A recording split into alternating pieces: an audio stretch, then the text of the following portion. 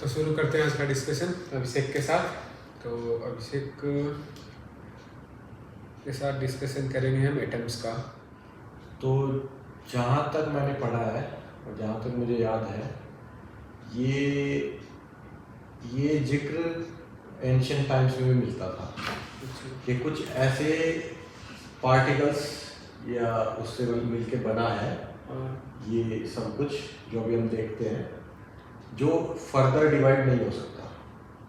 अच्छा, जैसे हमारे ऋषि मुनियों ने, मैं एग्जैक्टली उनका नाम भूल गया, परमाणु नाम दिया था कि परम अणु जो कि इंडिविजिबल है, वो डिवाइड नहीं हो सकता, और उससे ही सारी सब कुछ चीज़ें बनी है। अच्छा, तो मेरा एक सवाल है यहाँ पर कि ये कल्पना कहाँ से आई? जैसे हम सिर्फ देख सकते हैं, जैसे एक लकड़ी का टुकड़ा है, उसको काटे जाओ और वहाँ तक काट दो जहाँ तक हम काट सकते हैं उसको, जहाँ तक एकदम मतलब उसके आगे उसको काट ही नहीं सकते। तो वो एक लिमिट है, तो उसके आगे की कल्पना कैसे की गई कि परमाणु होगा या फिर वही चीज परमाणु थी? इसके ऊपर मैं एग्जैक्ट टिप्पणी तो नहीं कर सकता, क्योंकि मैंने वो जो स्क्रिप्ट है वो नहीं पढ़ी। अच्छा। जो उनकी ओरिजिनल वाली है, परमाणु कैसे माना उन्होंने, क्यों माना।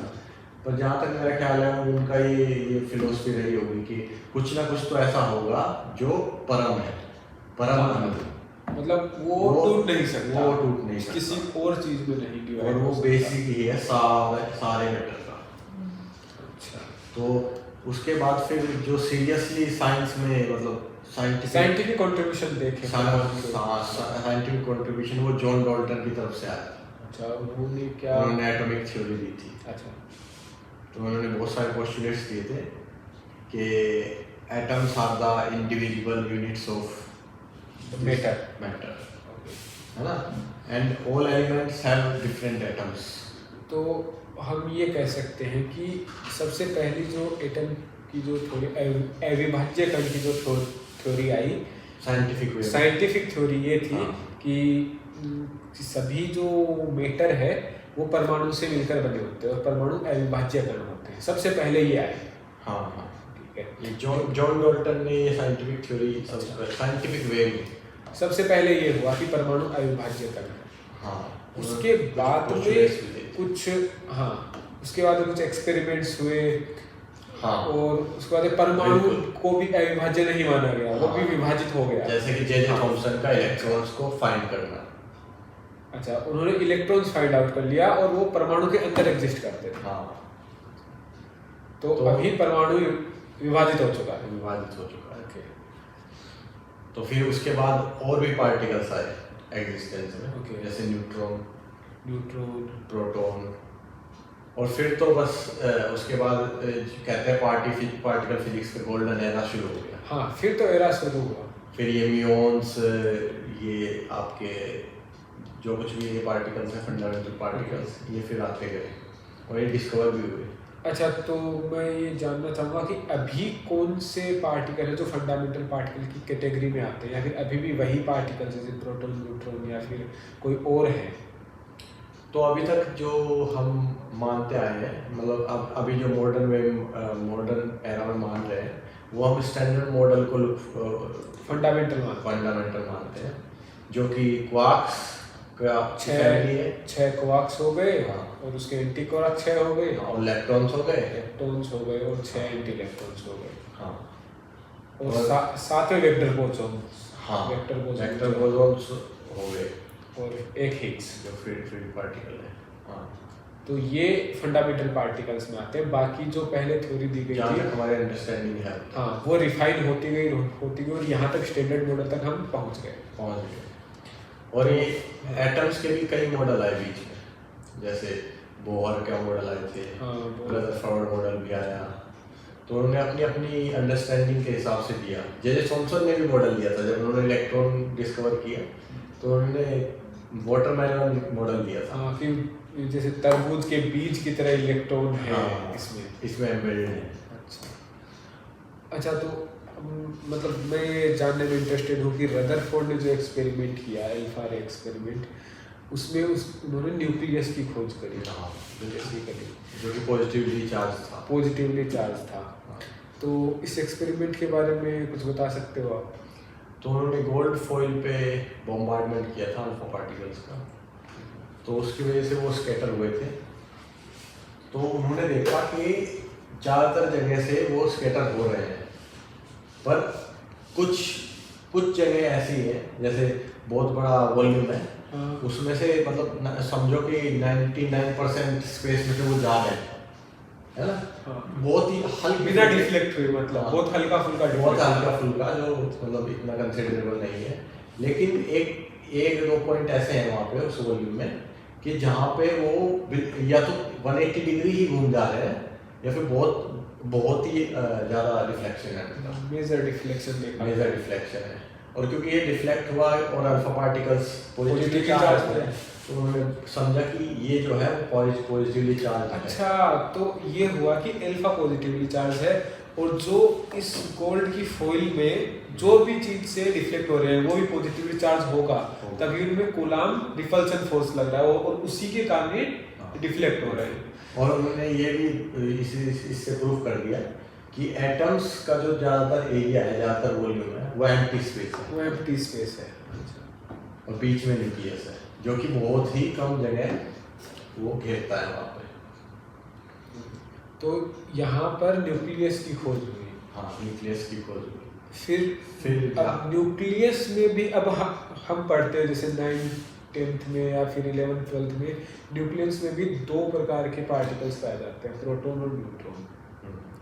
तो प्रोटॉन तो पॉजिटिवली चार्ज है, तो वो तो अल्फा एक्सपेरिमेंट से हमने प्रूफ किया ये पॉजिटिवली कोई बॉडी है एटम के अंदर और उससे अल्फा रेज डिफ्लेक्ट हो रही है।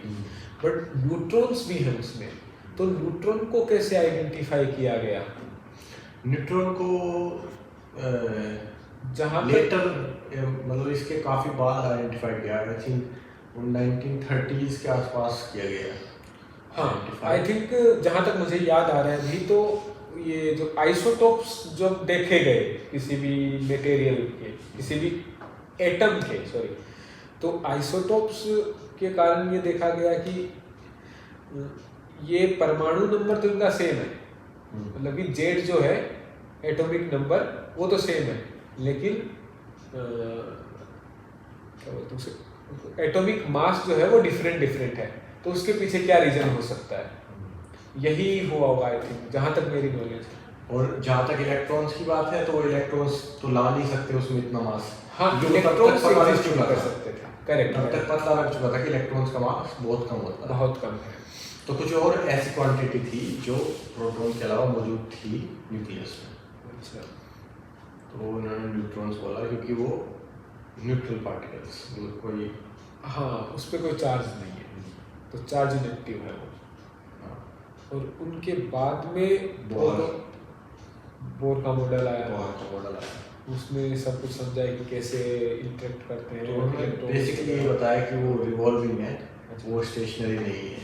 इलेक्ट्रॉन्स, हाँ, जैसे प्लैनेट्स रिवॉल्व करते हैं सन के अराउंड, ऐसे ही इलेक्ट्रॉन्स रिवॉल्व करते हैं न्यूक्लियस के अराउंड। अच्छा, ऐसे रिवॉल्व करते हैं in certain orbits.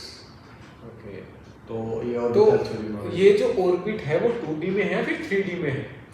I think 3D में होगा, क्योंकि ज्यादातर हम यही एक्सपीरियंस करते हैं 2D में ऐसे, बट ये ऐसे कैसे भी हो सकते हैं। लेकिन एक ऑर्बिट है फिक्स रेडियस के ऊपर, प्लस माइनस डेल आर, मतलब वो उसका एक ओरा है, उसके बीच में कहीं भी ऑर्बिट कर सकते हैं। स्फेयर के ऊपर ऐसे मान सकते हैं कि स्फेयर के ऊपर कोई चींटी चल रही है जैसे, वैसे इलेक्ट्रॉन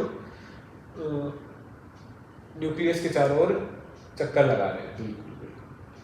और उसके बाद फिर जब ये क्वांटम मैकेनिक्स का एडवांसमेंट हुआ, तो फिर तो ये बिल्कुल ही चेंज कर दिया एटॉमिक थ्योरी, और उन्होंने सर्टेन ऑर्बिट्स नहीं बल्कि प्रोबेबिलिटी क्लाउड्स माना।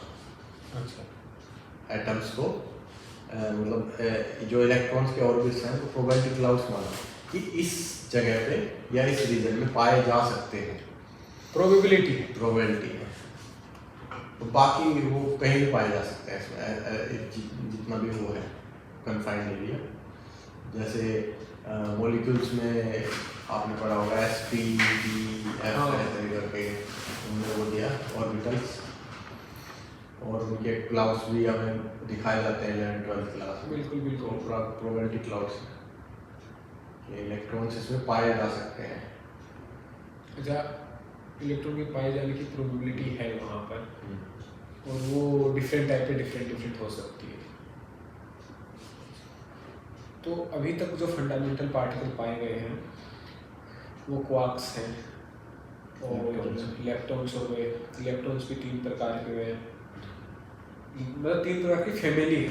हाँ, जैसे इलेक्ट्रॉन फैमिली हो गई, म्यून फैमिली हो गई, टाउन फैमिली हो गई, और उनके कोरस्पोंडेंस उनके न्यूट्रिनोज हो गए, तीनों के तीनों फैमिली में।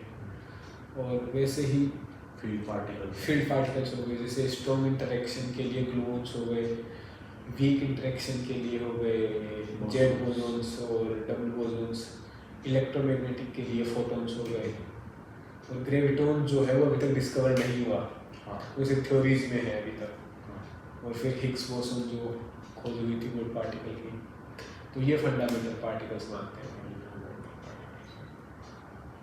तो यही, जहाँ तक जनरल वे में देखें तो यही एटॉमिक थ्योरी का डेवलपमेंट रहा है,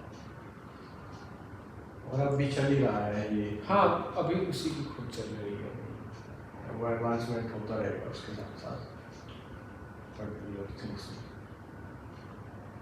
चलो, तो आज का डिस्कशन यही ख़त्म करते हैं अभी। तो अभी हमने अभिषेक से बात करी पार्टिकल्स के बारे में, और आई होप कुछ नया जानने को मिला। हाँ बिल्कुल, मुझे तो मिला। मुझे भी। और नेक्स्ट डिस्कशन फिर नेक्स्ट सेशन में करते हैं। चलिए, बाय बाय।